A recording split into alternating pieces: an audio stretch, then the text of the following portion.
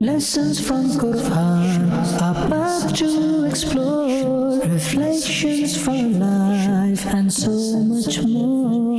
Lessons from Quran, a path to explore, reflections from life and so much more.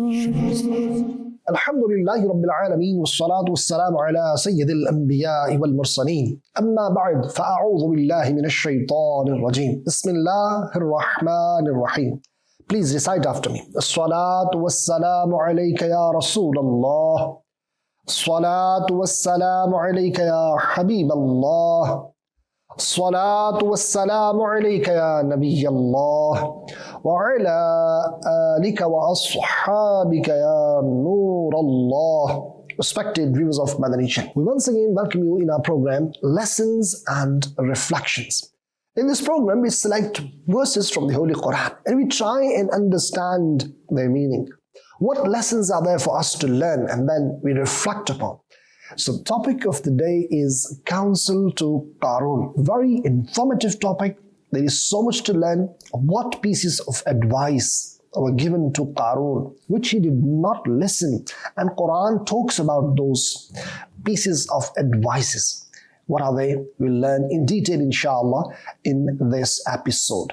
Be with us from start till end. Immense amount of knowledge, inshallah, you'll be learning. Ask your family members to come and sit in front of Madani Channel's TV screen and watch this program from start till end. You can add as many good intentions as possible, because my Shaykh Tariqat, Amir of Ahlul Sunnah, Hazrat Allama Maulana Muhammad Ilyas Attar Qadri, Hafizahullah, has given us this beautiful mindset that we should make good intentions before we perform any permissible task. As I am presenting this program, I can make this intention. I'll present it for the pleasure of Allah subhanahu wa ta'ala.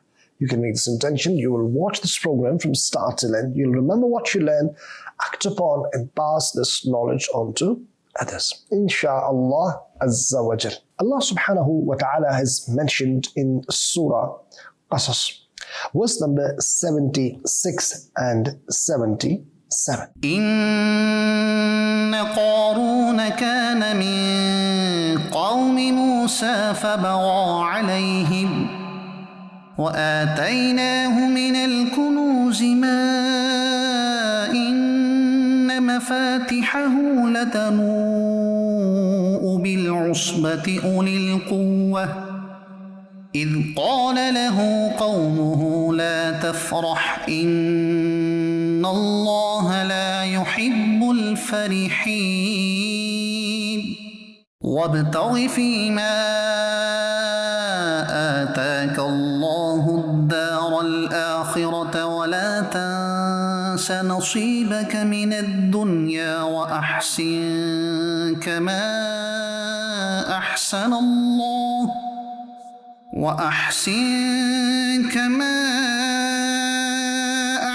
الله إليك ولا تبغ الفساد في الأرض إن الله لا يحب المفسدين. Indeed, Qarun was from the nation of Musa. Then he transgressed against them, and we had granted him so much treasure that its keys were certainly burdensome for a group of strong individuals. When his nation said to him, "Do not be vain. Allah does not like the conceited, and seek the abode of the hereafter with what which Allah granted you. And do not forget your share from the world, and do good just as Allah has bestowed goodness upon you. And do not seek discord in the land. Allah does not like those who spread discord." Respective verse, in this verse, Surah Qasas, the mention of Qarun is there. Who was Qarun? Let's first learn about it. Qarun was the cousin of Sayyidina Musa ala nabina wa alayhi salatu wassalam. He was very handsome. He was an excellent reciter of the divine book, the Torah. Later, he was granted immense wealth. It is mentioned that Allah subhanahu wa ta'ala had granted him wealth to the extent that only the keys of his treasure would be loaded onto mules. Now you can imagine how much treasure would he possess the group of strong individuals would deal with the keys. Respective viewers, Qarun had envy against Musa alayhi salatu salam. He had jealousy, hasad. And over time, he formed a separate group of followers and built a magnificent house, adorned with golden door and gold-plated walls. Can you imagine how splendid his mansion, his house was? And the group of Bani Israel would come and sit with him to have food and chat and amuse Qarun and joke and to make him laugh. So this was the routine. Despite all his wickedness, Prophet Musa alayhi salatu salam continued to treat him with exemplary kindness, gentleness. However, Qarun constantly caused distress to Prophet Musa alayhi salatu salam. Finally, when the obligation of zakat was revealed and Prophet Musa alayhi salam instructed Qarun to pay zakat, his greed overtook him and he refused to pay zakat. So what he did was he made a plan against Sayyidina Musa alayhi salatu wasalam, and he bribed a woman with money and he asked her to make false accusation against Musa alayhi salam in front of Bani Israel. Now that woman, because of money, the greed of wealth, she agreed. But what happened was when she went in front of Bani Israel to make that false accusation against Sayyidina Musa alayhi salam of adultery, she was overtook with the fear of Allah subhanahu wa ta'ala. And she couldn't say that. Instead, she exposed the wrong and wicked intentions of Qarun. That's how he was exposed. So this made Sayyidina Musa alayhi salam so sad and disappointed. And Prophet Musa alayhi salatu wasalam prayed in the court of Allah subhanahu wa ta'ala, "O Allah Almighty, if I am indeed your true messenger, then send down your wrath upon Qarun." Prayer of Prophet Musa alayhi salam was accepted, and Allah subhanahu wa ta'ala decreed, "O Musa, I have commanded the earth to obey your order. Command as you wish." In response, Prophet Musa alayhi salam commanded the earth and it swallowed Qarun, his associates and all his treasure. That started sinking in the earth. Allahu Akbar Kabira. Earlier we heard few verses of the Holy Quran which talk about Qarun and his treasure. It also talk about those advices which were given to Qarun by the Bani Israel, but he did not listen them and he got destroyed. Those pieces of advice are mentioned in the Holy Quran. They are also very much relevant for us to ponder, to reflect, to learn a lesson. And this is what we will be discussing today, inshallah, in detail. What were those advices, one by one? And what can we learn from those advices so that we can protect ourselves from the wrath of Allah subhanahu wa ta'ala, and we can better ourselves for the hereafter. The first counsel to Qarun was, the righteous believers advised Qarun saying, "La tafrah inna Allah la yuhibbul farihin." Do not be vain. Allah does not like the conceited. Meaning, O Qarun, Allah Almighty has granted you wealth. So refrain from being boastful and arrogant about it. Indeed, Allah Almighty does not like those who indulge in pride and show off. Respected viewers, if Allah Tabarak wa Ta'ala blesses us with ni'mah, with blessings, may it be wealth, power, position, beauty, or whatever form or shape of blessing we receive. So sometimes what happens, those they have got beauty because of their beauty, those they have got power because of their power, those they've got position because of their position, and those they've got wealth because of their wealth, they become arrogant. They have takabbur within their personality, astaghfirullah, and they start degrading and devaluing others. They consider others and they consider them devalued and degraded, and they ridicule others because of their power, position, beauty, or wealth. And this is what is not liked in the court of Allah subhanahu wa ta'ala. This attribute which is condemned, takabbur, arrogance, that can lead one to end up going to hellfire. May Allah protect. Now, if you have beauty, if you have power, if you have position, if you have wealth, alhamdulillah, it is a blessing of Allah subhanahu wa ta'ala. How should you treat this?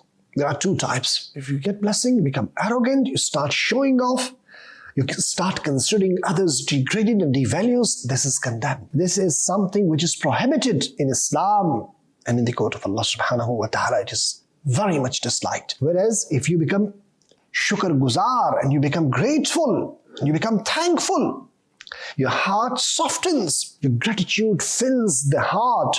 One reflects, oh Allah, I'm so undeserving, yet you have blessed me so much. Thank you. Shukr in the court of Allah subhanahu wa ta'ala is made, and then a person feels that joy, right? They share their wealth with others. They help others with their position, with their power. Allahu Akbar. And they try and alleviate the sufferings of others, and they help the distressed. They spend in the path of Allah subhanahu wa ta'ala that wealth which they have got. Why? Because they are shakir.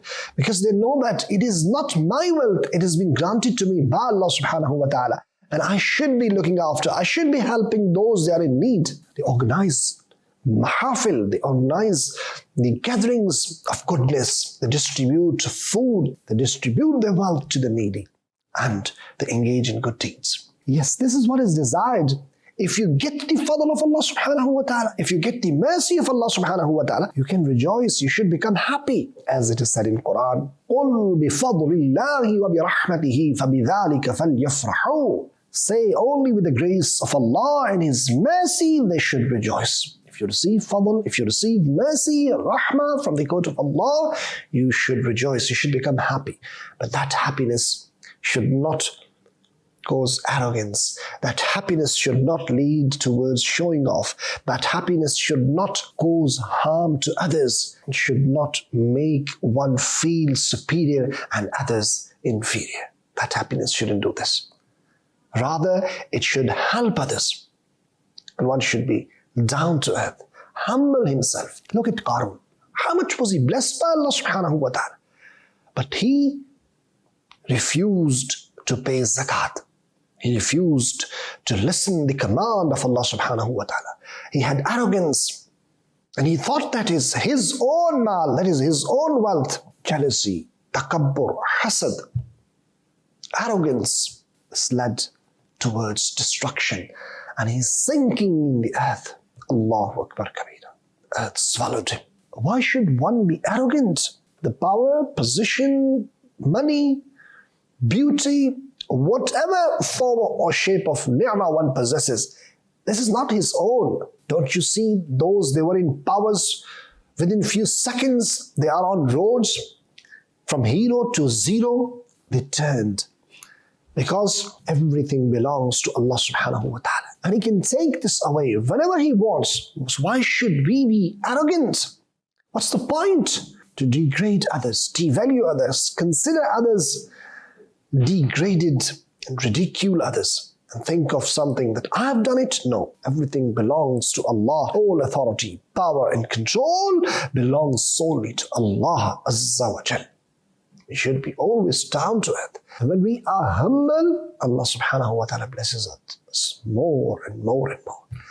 And if we become mutakabbir, if we have arrogance, if we start showing off, if we think that whatever is because of my own self, no, then you should wait for the destruction.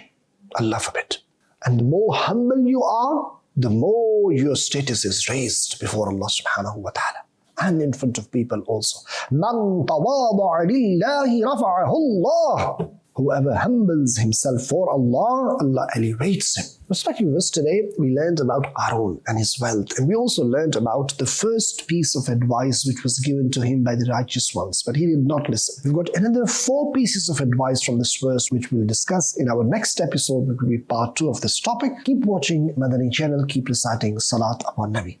That's all for today. Sallu ala al-Habib sallallahu ta'ala ala Muhammad sallallahu alayhi wa sallam. Lessons from Quran, a path to explore, reflections from life and so much more.